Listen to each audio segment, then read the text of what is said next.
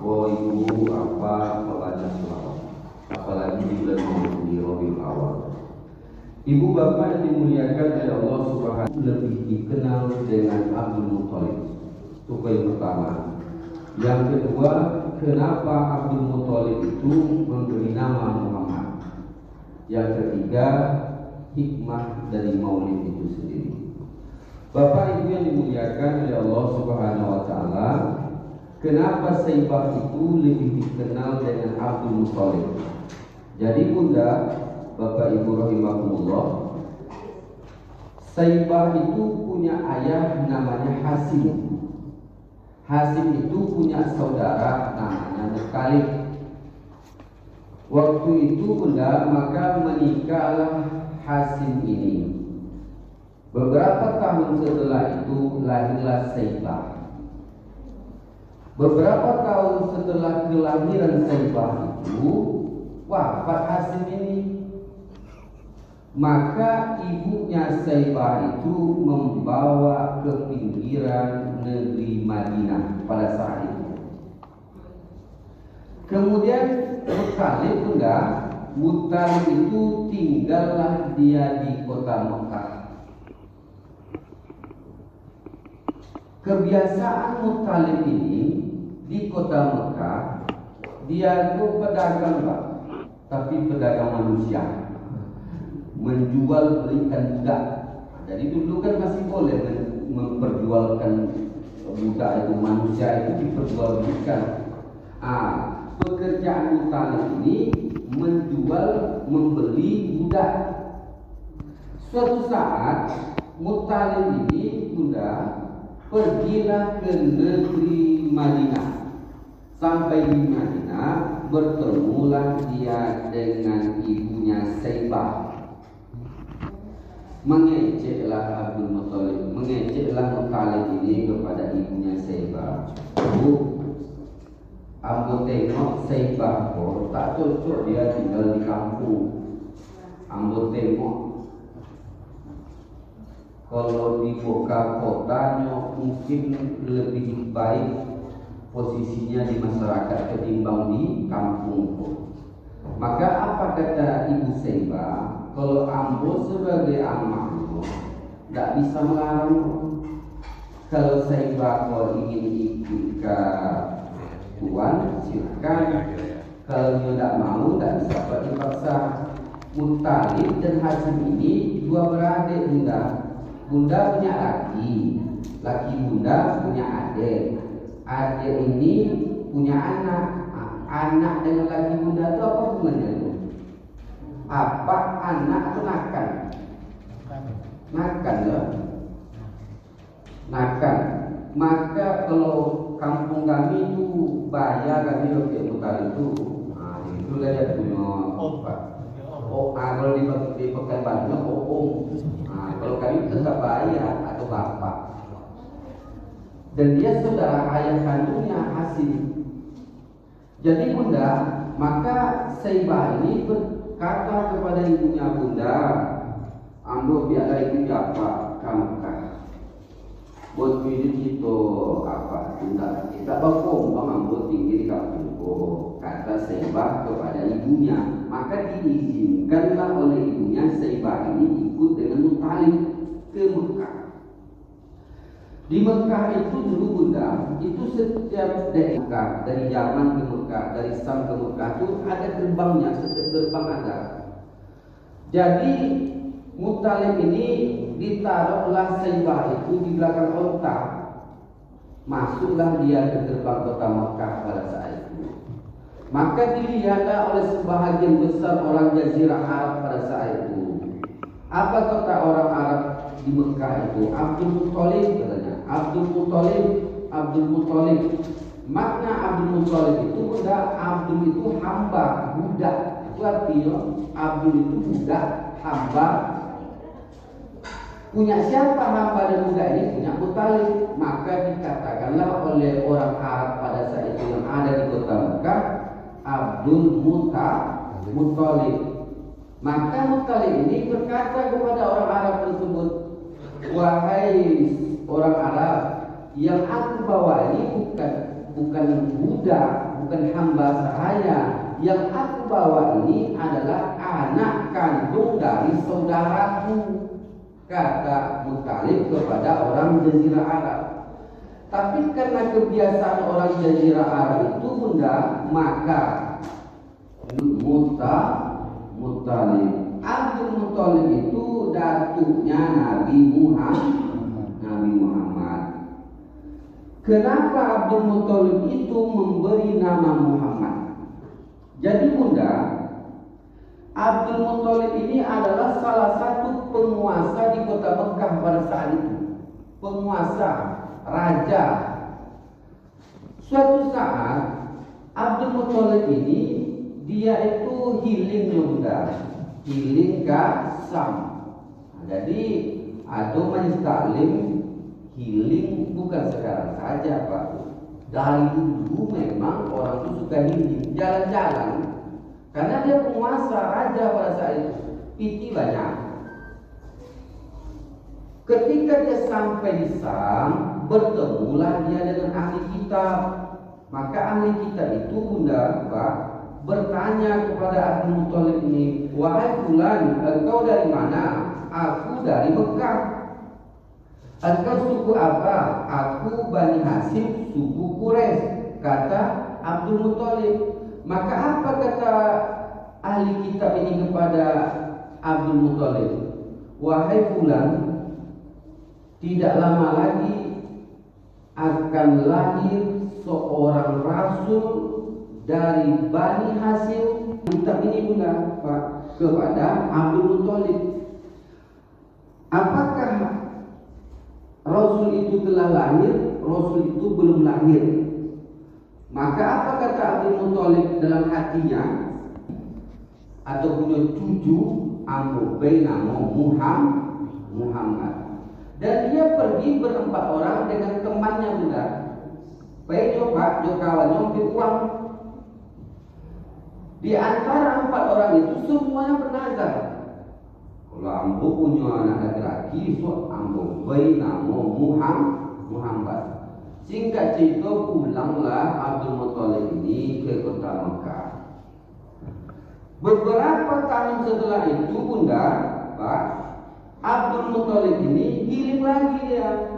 Pergilah ke negeri Yaman.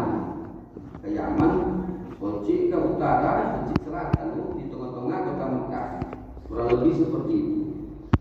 Ketika Abdul Muttalib sudah sampai ke Yaman, bertemu lagi dia dengan ahli kitab.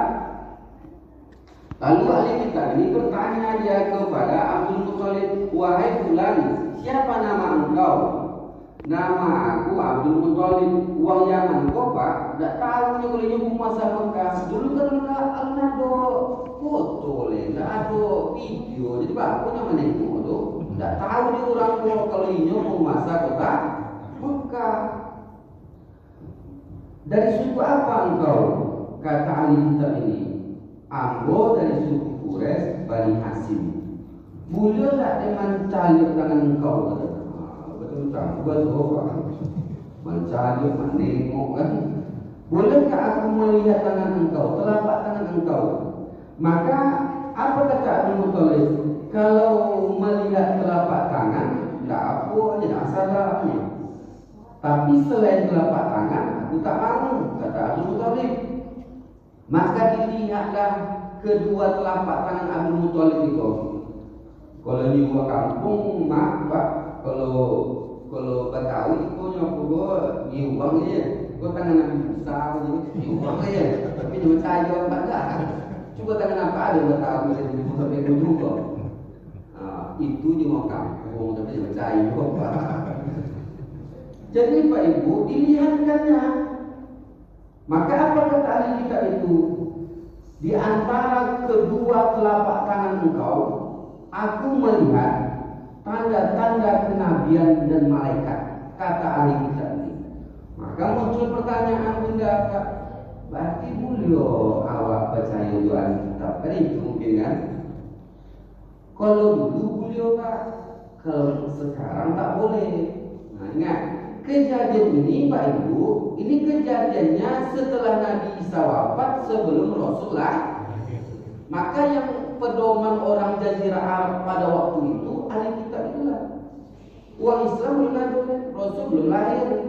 Dan kejadiannya itu ketika Abdul Muthalib. Aku melihat di antara telapak tangan engkau tanda-tanda kenabian dan malaikat. Maka ahli kitab ini bertanya bunda Pak, apakah engkau punya syah? Kata ahli kitab kepada Abdul Muthalib. Syah tu kata Abu tadi. Apa satu? Satu mungkin bahasa Yaman ibu bapak. Abdul Muthalib tak artinya sah itu istri. Apakah engkau punya istri? Maka Abdul Muthalib pada saat itu bunda, Ambo saat ini tidak memiliki istri karena ompek bininya yang terdahulu lah meninggal Pak. Jadi apa? Jadi udah kau video lewat kok cik ini pun dah laki Pak kan? Abdul Muthalib ompek ni Pak. Terus ompek, dah ada kaki biasa. Aku Ambo Pak, tak cahaya Pak tak boleh kerajaan tiba ini. Aku Ambo. Tak boleh kerajaan tiba ini Pak. Apa boleh kerajaan apa? Kok guru-guru rumahnya cuma surat tidak? Begitu juga awak. Ampun Ustaz. Bapak Ibu yang dimuliakan oleh Allah Subhanahu Wa Taala. Maka apa kata ahli kitab itu bunda Pak? Jika engkau pulang nanti ke kota Mekah, maka menikahlah engkau dengan keturunan Bani Zuhro. Kata ahli kitab ini kepada Abdul Muthalib. Maka singkat cerita Pak, pulanglah Abdul Muthalib boleh. Abdul Muthalib itu lama bayu juga, bini ompek. Ini lama bayu, tapi karirnya bini. Dicailah sapok pak kampung di Jazirah Arab dicailah. Tak ada dapat namun dari Bani Zuhro. Apa yang terjadi bunda Pak? Ternyata singkat ceritanya Abdullah telah dewasa. Maka pada waktu itu ayah dua anak sama-sama menikah. Serentaklah Abdul Muthalib itu menikah, kemudian Abdullah pun menikah dia. Cuma beda apa kata ahli kitab itu tidak dapat ini. Jadi Bapak Ibu yang dimuliakan oleh Allah Subhanahu Wa Taala, maka Abdul Muthalib ini menikah dia dengan Halah binti Uhab bin Abdul Manaf. Menikah dia.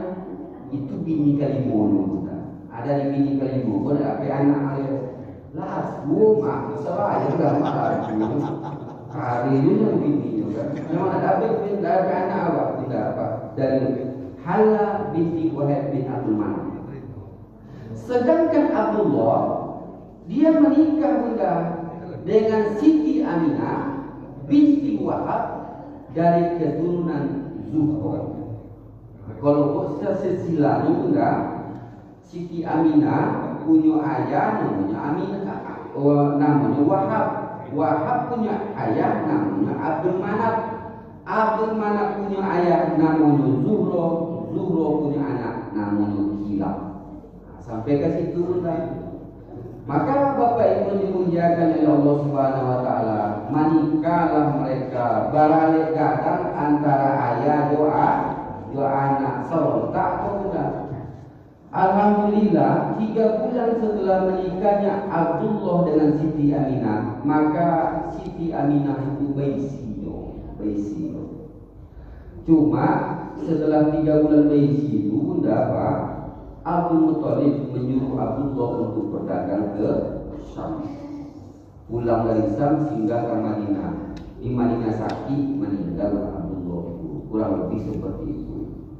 Maka ketika 9 bulan 10 hari, maka Siti Aminah itu melahirkanlah Rasulullah, anak yang mulia di antara manusia yang paling mulia. Rasul penutup Nabi, dan dia adalah penutup pewaris, dan dia adalah penyempurna agama itu, yaitu Nabi Muhammad Sallallahu Alaihi Wasallam. Bunda yang dimuliakan oleh Allah, maka satu senangnya Abdul Muthalib itu bunda, dibawalah Muhammad yang masih merah-merah itu mengelilingi Ka'bah tawafnya sebanyak berapa kali?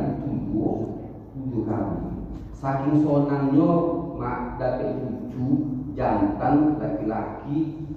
Dia inilah tahu aku cerita ahli kitab tadi itu, maka dengan izin Allah wallahu alam diberilah cucunya dengan nama Muhammad. Dan ada singgasana pun dari sana, kursi tak bisa satu orang pun yang menduduki, termasuk anaknya suami, termasuk Abu Lahab, tak tolong duduk di loket Ka'bah itu.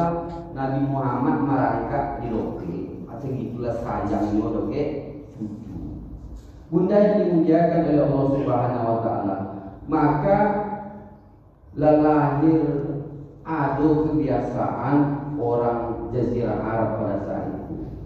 Tuang lebih 3 bulan maknya bunda harus diberi ke orang lain, yaitu disusukan kepada orang lain. Maka datanglah orang dari Bani Sa'ad, termasuk Halimah Sa'diyah. Datangnya ke Mekah itu banyak perempuan yang mencoba cucu dia amak-amak suami. Mana ni Rasulullah? Ini tonton Rasulullah. Aku amak aku pelawan lagi. Rasulullah. Tahu Rasulullah tu tak? Tak bohong kamu. Dicuba dia kondisi yang lain deh. Dicuba mana angin Rasulullah. Padahal sehat pak. Oh, ikut amakku main dulu, minta nomor pertama. Dulu dah bebas. Ayolah, tahu dia Rasulullah tu mana angin? Cari bamak tu. Amak pun dia. Jadi pada amak sih, bamak yang di situ. Amak yang di situ lah. Memang Rasulullah tahu dah. Karena manusia dia tak sembarang menunjukkan itu. Kurang lebih seperti itu. Datanglah mak-mak boleh bercuba lo menyusul tak mau. Mama ni dulu Rasulullah kok. Iku amak ko suku makan serangan pajar tu. Apalagi di waktu. Tahu Rasulullah kan mama suku makan serangan pajar tu tahu itu dah. Dah Rasulullah. Setetes darahnya tu tak perlu bercampur dengan orang sifat-sifat yang tak baik. Tahu Rasulullah. Datanglah Halimah Sa'diyah. Halimah Sa'diyah buat laba bayu. Kalau normal ibu tak berisi tu tak berisi asli tu Tapi ketika dia mengangkat Rasulullah ke bunda, tasihuk dah. Seolah-olah ponmu segala ponmu tu berisi tu. Angkat Rasulullah itu berisi tu. Padahal ni laba bayu. Dicuba lah dari Halimah Sa'diyah tu. Onok ya Rasulullah. Onok tu juga. Onok tu mingkem kalau. Mingkem. Diam maksudnya diam. Diam ya Rasulullah. Menyusu sampai telur. Disobilah ke Abu Talib. Pak ni, biar susukan tu. Biar susukan anakku. Padahal Halimah Sa'diyah tu bunda, Pak, uang yang susah. Itulah kalau dikiaskan dalam kehidupan awak, Pak Bu. Kalau aku ke sana awak, anak yatim apalagi masih ada hubungan adik kakak, orang tuanya susah, bantulah. Bukan Rasulullah kan anak yatim, kan itu kan anak yatim. Kalau ibu nak tanggung, tiba anak kakak, anak adik balopin tu, minta baju sekolah tak dapat, minta jajan tak dapat. Siapa yang wang lelaki jadi meninggal kan? Siapa yang wang bantu tu maksudnya benda bantu dia. Ada gitulah makna itu anak yatim tu bantu. Rasulullah mengatakan as-sa'il alal armalah kamujahid fisabilillah. Orang yang membantu janda jihad fisabilillah. Jihad fisabilillah. Seperti orang berpuasa yang tak berbuka-buka, seperti orang salat malam sampai subuh. Begitulah istimewa bantu janda. Nah, anak yatim bantu. Dia bantu janda, masuk anaknya bantu. Itu pada sini tu dibantu tu. Pak, pun calon Ustaz, anak saya kena jodoh ke apa? Hari pertama subuh anak apa yang jantan mentumbuhi rumahnya. Hari kedua subuh anak padusi apa mentumbuhi ke rumah jantan. Hari ketiga apa tinggal di lagi. Begitulah bunda, maksudnya bantuan yatim, bantuan yatim. Jadi Bapak Ibu dimuliakan oleh Allah Subhanahu Wa Taala, maka Halimatus Sa'diyah itulah yang menyusui Rasul sampai 3 tahun. Tahun ketiga bunda, datanglah Halimatus Sa'diyah ini bertemu dengan Siti Aminah dan Abdul Muthalib. Bukannya dia baru tahun menyusukan anak pun, karena Halimatus Sa'diyah itu merasakan keberkahannya, lagi ekonominya meningkat, kehidupannya meningkat, ternaknya berkembang biak, air susu ternaknya berlobio-lobio, jadi nampak keberkahannya itu. Maka dia meminta untuk tambah 2 tahun lagi. Tahun pertama bunda terjadi keajaiban. Nampak kawan-kawan Muhammad yang masih umur tahun 5 tahun itu, Nabi Muhammad dibawa oleh orang lodang, tak tahu tersapu semua orang besar tak boleh, tentu takut kawan-kawan yang lainnya melapor ke Halimatus Sa'diyah. Ternyata yang membawa Rasul itu adalah malaikat Jibril. Apa yang dilakukan oleh malaikat Jibril itu bunda? Membedah sifat-sifat yang tak baik yang ada dalam jantung hati Rasulullah itu. Karena takut bunda Pak, maka tahun keempat itu diantar lagi lah oleh Halimah ke Atuh dan Ammahnya. Paham bunda? Bunda yang dimuliakan oleh Allah Subhanahu Wa Taala, maka Rasul itu, mengapa kita harus mencintai Rasulullah Sallallahu Alaihi Wasallam? Mengapa kita harus mengagungkan Rasulullah Sallallahu Alaihi Wasallam? Yang pertama bunda, karena Rasul itu innama bu'istu liutamima makarim akhlak. Rasul itu adalah suri teladan, kemudian dia adalah penyempurna akhlak. Inyolah yang memberi contoh akhlak-akhlak yang baik di antara seluruh manusia itu. Maka Pak, Rasul itu memberikan contoh. Yang pertama kan, Rasul itu istri pertamanya Siti Khadijah. Siti Khadijah ini bunda menikah dengan Rasul umur 40 tahun. Dan Rasul dengan Siti Khadijah itu dapat anak orang. Qasim, Abdullah, Zainab, Ruqayyah, Ummu Kulsum, Fatimah. 6 bunda. Kalau dihitung rata aja bunda, 2 tahun banyak, belum terakhir Siti Khadijah banyak. Itu betul bunda. Dari umur 40 tahun, 6 kali 2 apa? 12 kan? 12 tambah 40 berapa bunda? 52. Hitung rata aja tuh Pak. Berarti Siti Khadijah itu berhenti dia melahirkan umur 52. Makanya orang dulu sehat-sehat bunda. Iko kata dokter tuh guys, iko kalau dokter rumah awakmu mendengar aja. Kata dokter, puncak dari bersihnya rahim seorang perempuan itu ketika melahirkan. Kalau sekali sebulan adalah halal. Maka bunda jempa pakai KBKHD bunda, ikut tak perlu kau dua halangan itu. Atau itu jadi kanker dalam rahim itu. Itulah sampai amat mati dulu. Itulah sampai mati. Dia apa? Karena kotoran yang di rahim bunda itu tak keluar. Itu penyebabnya. Itu kata dokter bunda ya. Wajarlah Siti Khadijah sehat sampai umur 50. Karena belum melahirkan Towi. Borosio Towinya sehat jasmani rohaninya. Ama-ama itu 10 anak bunda. Santainya malu. Tak harus pakai operasi ya Pak. Sehatnya sampai gini. Jadi bunda kita banyak. Ada bunda umur 50 berarti ada 2 tahun. Banyak lah sampai bunda. Jadi kita Pak lagi sehat apa? Udah masuk dulu. Ya, tapi banyak maksudnya bunda tapi awaknya anak, tetapi kedua khawatirnya pak kalau awak punya anak ibu, ketipunya berkeluarga.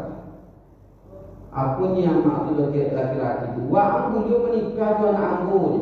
Itu yang mak tu dengan catatan, wah aku tak boleh mampu anak aku ke mana pun, harus tinggi mama. Mana bisa itu mak? Anak amak, anak apa? Kalau lah lelaki, terserah lakinya mampu ke mana. Walaupun amak sekedar istana mama, kalau lakinya tak amu, dia tak masuk masuk. Ikut ada saya, kalau tak lo di bawah putiaknya tak akan bisa dokek di rumah. Mana bisa kan begitu? Tak bisa seperti itu bunda. Bunda, kalau anak kita sudah menikah, terserah suaminya mau bawa kemana. Nyak kautan kau anak bunda yang jentukan toga, itu urusan lakinya. Makanya ketika sudah berkeluarga itu, jangan sesekali kita terlalu banyak, terlalu mendalam ikut campur urusan anak kita. Walaupun apa kayu, tapi lagi bangsa kan, bangsa. Maksudnya bahasa susah, bangsa apa juga itu. Pangsit itu susah. Pangsit kan, pangsit. Terserah suaminya. Kadang kami laki-laki pun harga diri kami tinggi juga. Kadang kami orang di balik-balik dulu. Ambo sampai gini tak aku, nanti begitulah. Ambo usah orang. Jadi sebelum dari ustaz kok, aku kan ustaz Ambo tukang gali padi di mana. Ambo berpikir tempat itu kan Ambo ni coba hidup kayu gitu. Kuliah selesai bu, sampai sekarang bu ngajar. Nah sekarang aku pegawai lah bu, alhamdulillah kan. Maksudnya itu hidup itu proses. Jadi tengok susah minang gua waktu proses. Ada modal begitu maksudnya. Tapi jangan pernah kita ikut campur urusan rumah tangga anak kita terlalu dalam. Ani misalnya bunda. Mama tidak akan pergi ke rumah Ani kalau belum rumah ini dicat. Amak pun cakap dia pada Pak. Piti tak percaya. Menyuruh pandai, piti tak jadi. Mama suruh. Kalau tidak pecat amak akan datang dari lain. Tentu anak ini tentu. Bapak cari dapil kan, bapak pasu lagi. Aku cala terapi lagi. Kita coba agak mati pasur ini. Jadi kamu apa pas pasur ini? Kalau sanggup, dia tidak sanggup. Aja nih dia. Kok gara-gara anak-anakmu pasur lagi? Aku bahaya. Aku lah kadang-kadang pisah anak gara-gara awal itu. Jadi pasur. Dia pun menubuh rumah tu. Asal tidak ini menyusahkan awak, biar. Kalau kita sudah berkeluarga, belum bisa kita membahagiakan ayah dan ibu kita, setidak-tidaknya jangan menyusahkan ayah dan ibu kita. Paham mak? Jadi bunda pak, maka istri pertama Rasulullah itu Siti Khadijah adanya 6 orang bunda. Pak. Maka Rasul itu pernah mengatakan, khairukum li ahli wa ana khairukum li ahli. Sebaik-baik kalian atau sebaik-baik suami yang paling baik terhadap keluarganya, dan aku yang paling baik kepada keluarga, maksudnya istrinya. Itu dicontohkan Rasulullah. Rasulullah tidak pernah dia poligami sebelum Khadijah wafat. Aku tanamkan itu pak. Kenapa sunnah-sunnah ini apa? Itu satu. Bola, ngaku bang, ampunya sunnah ada. Sunnah maksudnya apa? Rasul kan banyak bininya. Tidak ada itu mau suku. Sebenarnya itu apa? Rasul itu bunda, bini pertama Siti Khadijah tidak pernah dia menambah istri sebelum Khadijah itu wafat. Setelah Khadijah itu wafat bunda, ternyata bukan Aisyah istri kedua Rasul, bukan. Istri kedua Rasulullah itu adalah Saudah binti Zam'ah. Saudah umurnya 50. Rasul pada waktu itu umurnya 42 atau 40 waktu Khadijah wafat. Maka kalau bapak orang itu apa tu dia kan pikirnya dia matang pikir apa tu. Kalau memang contoh Rasul bang, bini katu Rasul itu uang jando sauda lebih tua daripada abang dan cailah bini katu abang tu. Kalau tak ibu Juna, ibu Ani misalnya ada misalnya ibu Juna kan berapa umur dek? Anda aja yang seorang anak limo, yang seorang anak dulu, hati dulu ada apa begitu. Itu sunnah pak. Karena istri Rasul yang kedua itu memang lebih tua juga daripada dia. Kenapa Rasul itu menikah kepada Sauda? Jadi orang itu memaksa Rasulullah sudah pak. Ya Rasulullah, anak engkau kan masih kecil-kecil. Ketek Fatimah, Zainab, Ruqayyah, Muslim masih kecil-kecil ibu bapak. Siapa akan membolongnya? Maka dipaksa oleh sahabat, maka menikahlah dia dengan Saudah itu tujuannya untuk merawat anak-anaknya itu. Dan kepada Saudah itu Rasul tidak punya anak, Barulah istri ketiga Rasulullah itu Ummul Mukminin Aisyah. Kalau Aisyah itu saudara laki umur tu. Sapu pun umurnya. Cuma itu yang bunda sampaikan laki-laki bunda tu. Dan sunnah-sunnah dia bang. Taklah dan cair tu begitu. Kalau ianya apa sunnah biar mau cair. Cair yang lebih tua daripada itu. Tak kena omong apa. Kalau enggak omong abang dia aja yang pakai lagi sampai mati. Atu umur mati, bang bini. Caranya pak. Paham bunda? Lelo tindanya. Ayo. Ya kalau nak roti dah paham maju bunda ya. Bunda yang dimuliakan oleh Allah Subhanahu wa taala. Maka bunda, Rasul itu adalah orang yang paling baik dari surganya. Pernah suatu saat istri Rasulullah namanya Zainab sama dengan nama anaknya. Rasul itu pada saat itu tinggal di rumah Aisyah bersama Utsman, Umar, Ali. Datanglah Zainab membawa sepiring makanan. Masuklah Zainab ke rumah Aisyah. Oleh sampai ke tangan Rasulullah ditampau piring Aisyah. Terjatuhlah seluruh makanan dan piring itu pecah. Rasulullah SAW dia berangkat. Tak berang juga Aisyah. Tak berang pun. Cuma apa kata Rasulullah kepada Aisyah? Atau yang contoh yang harus Bapak terapkan dalam kehidupan awak rumah tangga. Dia mengamuk-ngamuk juga gini. Itu maksudnya. Dia mengamuk-ngamuk. Itu apa pulang main domino, ya kan? Bini awak tu lah sobit bang, dia pulang lah melamu bang, kan? Apa perkara itu nak kan? Di rumah jam boleh, jam 2 boleh. Assalamualaikum ya Pak, assalamualaikum. Itu lombu itu, sempat dah buka pintu tu tanggal Pak, tanggal. Ada salah ini. Padahal ini itu lama nunggunya dari jam 8 sampai jam 10. Tapi apa nak pulang-pulang? Tanggal pintu dia apa? Berang apa? Semuanya awak tak boleh berang ini. Rasulullah aja depan orang, Pak, depan sahabat lah. Sempat Rasul ngomong Aisyah, coba tengok siapa di depan aku ini sama. Utsman, Abu Bakar lianya kan, Umar, Utsman, Ali.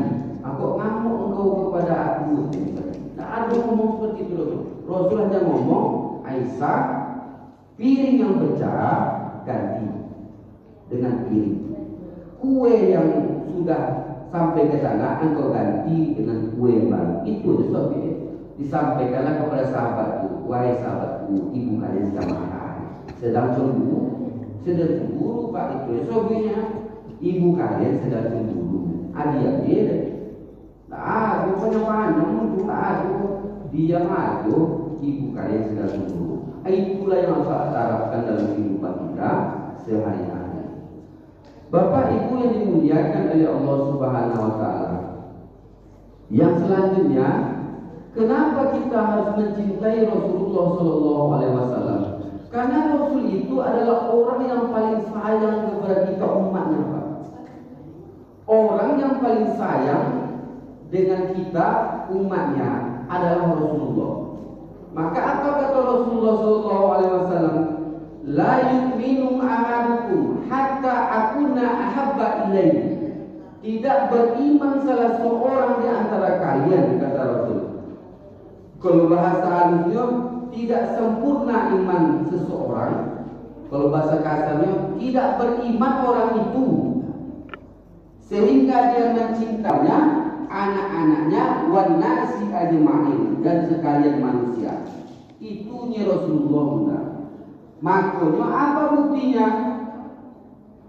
Yang pertama, Rasulullah itu benar, Pak, ketika dia sakaratul maut, maka Rasul itu merasakan sakitnya sakaratul maut itu. Maka wahai Israel, kalau seperti inilah sakitnya sakaratul maut itu, jangan engkau berikan kepada umatku, biarlah aku yang merasakannya. Jangan engkau berikan kepada umatku. Begitunya Rasulullah doke awak benda.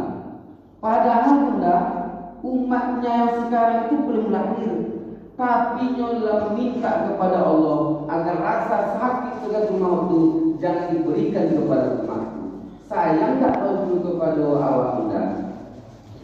Bunda, sayang tak Rasul kepada awak? Sayang bunda. Lalu apa katanya? Ummati. Mantu apa umat dan wahai Jibril? Seperti apa umatku wahai Jibril? Seperti apa umatku wahai Jibril? Yang diingin oleh Rasul itu adalah umatnya itulah. Beda jawab Pak. Cuma salah dulu. Kalau awaknya mati apa lagi Pak? Bini dia, anak dia, pengusaha dia, nyawet boleh. Itu dikatakan tapi Rasul tak seperti itu kan? Rasul itu mengingat dia hanya umatnya, umatku. Itulah yang diingat oleh Rasul itu kan? Sayang Rasul ke awak kan? Kadang-kadang aku tak sayang ke awak. Nah, bawanya mati kan? Mati di ruang apa Pak? ICU. Coba tengok oleh awak ni. Anak awak semua dah inyo. Tengok oleh awak ni. Nah, maknya. Tapi ni oleh awak ni. Awaknya mati Pak. Tapi yang mati dengan awak. Biti awak tak ambil itu. Mendampingi awaknya mati. Anda tolong yo. Itulah beda awak dengan Muhammad. Amat masih benar. Apa buktinya lagi? Jadi bunda, ketika Rasul sakaratul maut, Rasul itu ingin berkata, tapi dia ingin berkata itu tidak boleh itu malah sakaratul maut Pak. Maka Ali bin Abi Thalib memberanikan diri mendekatkan telinganya ke mulut Rasulullah. Lalu Rasul itu berkata, didokengnya telinga bunda, usikum bisolati wa mamalakat aimanukum. Itu pesan Rasul sendiri. Kalau bahasa awalnya Ali, jagalah solat dan peliharalah orang yang susah di antara kalian.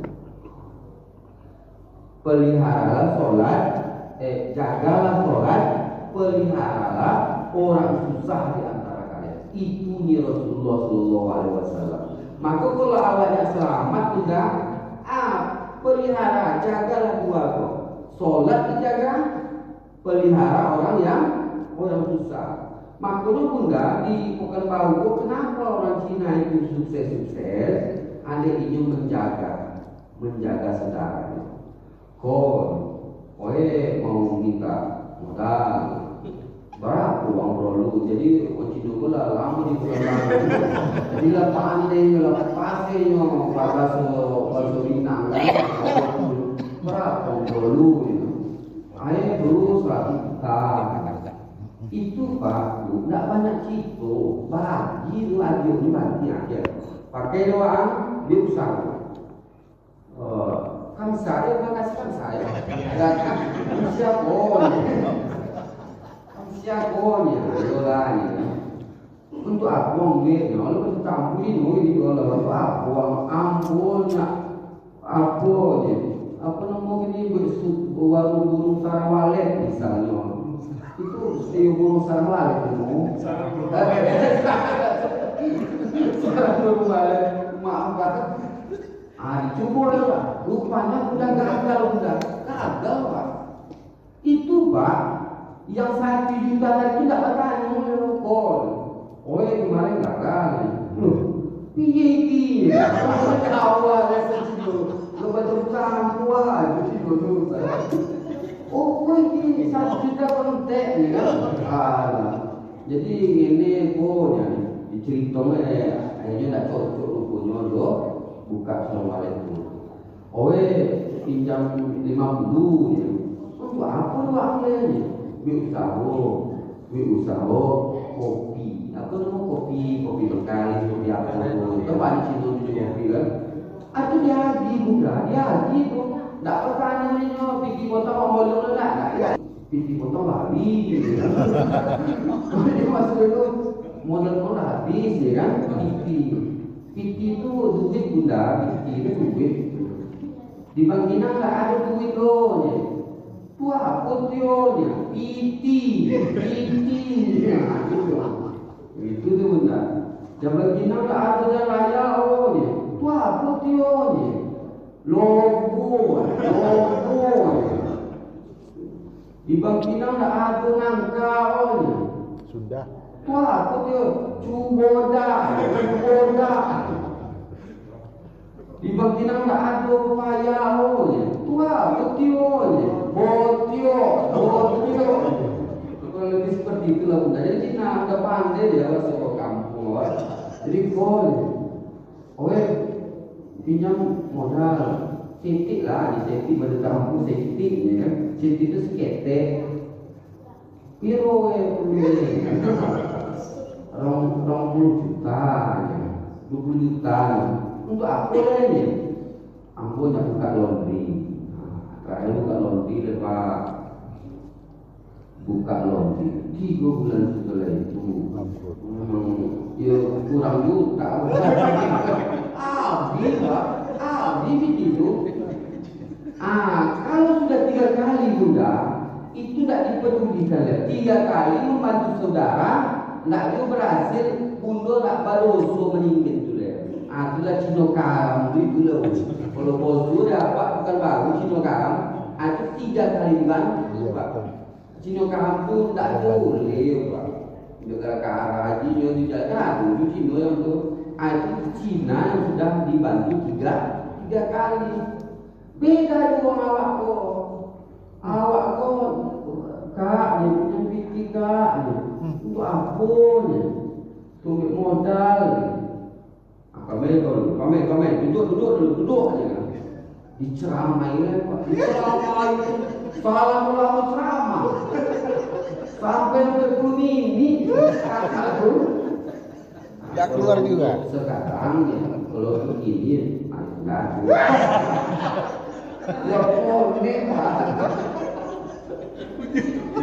Lapor nih, itu mana menceramahkan kak itu, itu maksudnya kau kalau punya biji dan royal kau boleh katakan atau boleh bumbu kamu mau ada apa itu boleh cinta tengok di PHK lagi kau anda ada biji pinjam kakak ceramahnya dong Pak nanti bikin 20.000 untuk aku pulang itulah beda kita makanya mereka sukses awak boleh keluar dan masuk ke dalam. Kalau di kantor atau panggung, ayo. Kalau bini tak pun atau dia dia makan dia. Tidak orang memakan pun kami bertanya dia kawan kami. Dia makan mabang sebab om ni. Jurang lain Pak. Elok aja kan sanak surang dah elok. Itu yang membuat awak tu. Makanya ekonomi awak tu kurang baik Pak. Maka kata umat Allah, jika engkau ingin menguasai dunia, maka kuasai 3 hal. Pendidikan, ekonomi, politik, malam. Aku pesan Rasul itu. Jadi bunda, ampun entah pernah menyebutkan cerita tidak perlu alam saya lupa, tapi saya hanya mengulang aja Bapak Ibu. Bapak pernah tidak nengok jadwal sholat di masjid atau sholat? Pernah apa tidak? Pernah. Nah, sholat apa pertamanya Pak? Mana sih kau? Mana? Lagi rusak, Pak. Iya, tak apa maksudnya ampun, tidak masalah itu no. Pernah Bapak berarti sholat subuh, iya kan? Pernah tak Bapak melihat waktu sholat pertama di masjid atau sholat subuh? Ada. Kenapa subuh? Kenapa zuhur? Mana waktu itu? Banyak ke zuhur itu subuh di mana waktu ini? Nah, jadi Pak, aku terakhir. Jadi Bapak Ibu yang dimuliakan oleh Allah, Rasul itu Isra dan Mi'raj sampai di bumi ini waktu sebelum subuh. Waktu subuh itu Rasul belum melaksanakan sholat subuh. Kewajibannya sudah ada, tapi cara pelaksanaannya itu belum diajarkan beberapa. Maka datanglah malaikat Jibril itu di waktu subuh. Malaikat Jibril inilah yang mengajarkan Rasul melaksanakan sholat zuhur yang 4 rakaat. Kemudian Bapak Ibu, setelah diajarkan kepada Rasul, maka malaikat Jibril ini naik lagi ke langit dia. Di waktu asar datang lagi malaikat Jibril itu mengajarkan Rasulullah untuk melaksanakan sholat asar yang 4 rakaat. Setelah itu malaikat Jibril naik lagi kembali ke langit. Di waktu maghrib datang lagi mendapat malaikat Jibril ini untuk mengajarkan Rasul sholat maghrib yang 3 rakaat. Selesai itu naik lagi ke langit. Waktu sholat isya datang lagi malaikat Jibril ini mengajarkan sholat isya yang 4 rakaat.